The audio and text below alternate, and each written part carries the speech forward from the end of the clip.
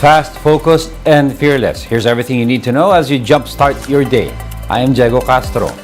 It's all systems go, security-wise, for President Bongbong Marcos's second SONA at the Batasang Pambansa on July 24. The building has been placed under lockdown since Thursday.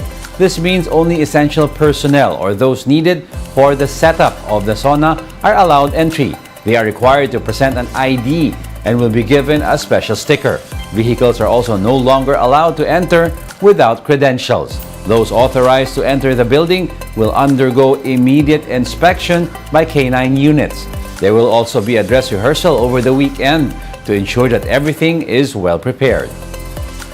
All the high-ranking officials will be here, no?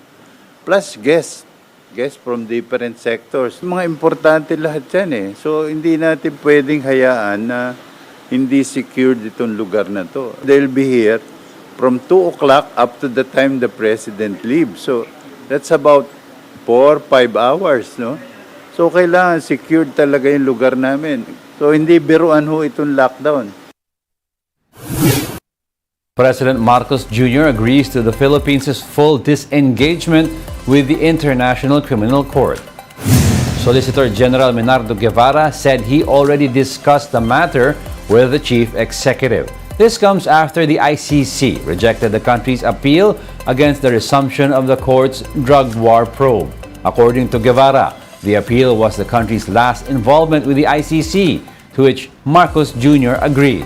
The president broached the idea of disengaging from the ICC as early as March of this year. He said the government would not cooperate, describing the probe as an attack on the country's sovereignty.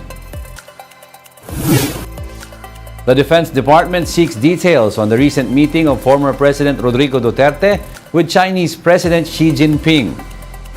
DND Secretary Gibo Chodoro said they want to know what was discussed so they can judge whether it is a cause for concern or not. Reuters reported that President Xi told Duterte that he will continue to strengthen cooperation between the two countries. But while everything is still up in the air, Chodoro believes that whatever the former president said is in the best interest of the country.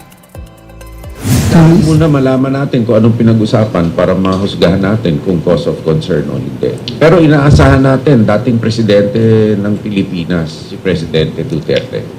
At inaasahan din natin ang interes ng Pilipinas ay ay taglay niya. We'll be back with more stories after the break. Keep it here on One News.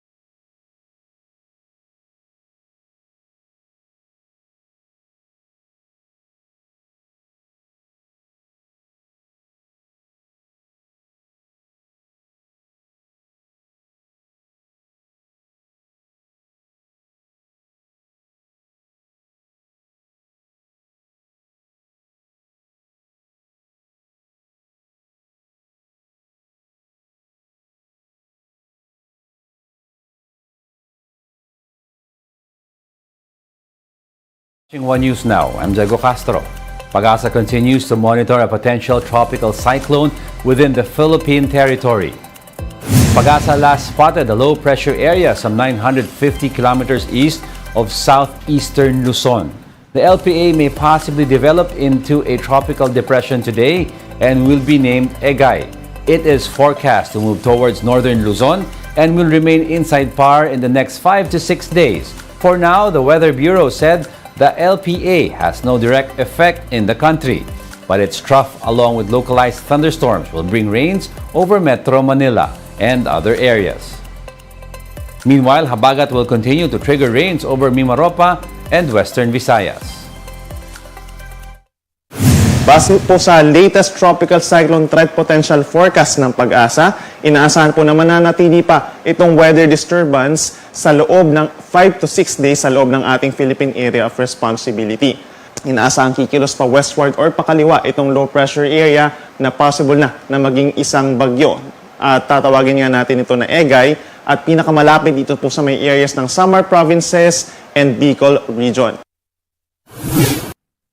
The LGU of Calumpit, Bulacan eyes to convert flooded areas into a tourist spot. According to the local government, almost half of the town is submerged in flood waters. Some streets in the municipality have gotten so bad, its residents have to use boats for transportation. There are about 40 families in evacuation centers. The damage caused by the floods to the town's rice production is estimated at almost 2.8 million pesos.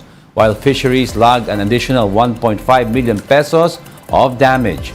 The LGU is planning to partner with the Public Works Department to alleviate the flooding in the area. And while there have been no formal discussions yet, they are looking to emulate what was done in Thailand, putting floating markets in the town's flood-prone areas. In other news, the Catholic clergy in the Philippines has embarked on the tedious process of gunning for a third Filipino saint. She's Nina Ruiz Abad, a 13-year-old girl who died of hypertrophic cardiomyopathy back in 1993. Nina was said to have lived a prayerful and charitable life, always seen with a rosary around her neck and wearing white dresses.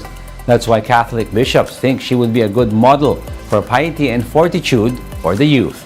The process to declare someone a saint isn't a walk in the park, and could take decades. A stringent look into the candidate's life and at least 2 miracles unexplained by science are needed to push the petition forward. However, efforts are being pushed which could boost Nina's chances of becoming a saint following Saint Lorenzo Ruiz and Saint Pedro Calungsod. And that's it for this hour. Join us again at 9 a.m. as we continue to monitor the day's biggest stories. I'm Diego Castro. We are One News, all sides, all the time.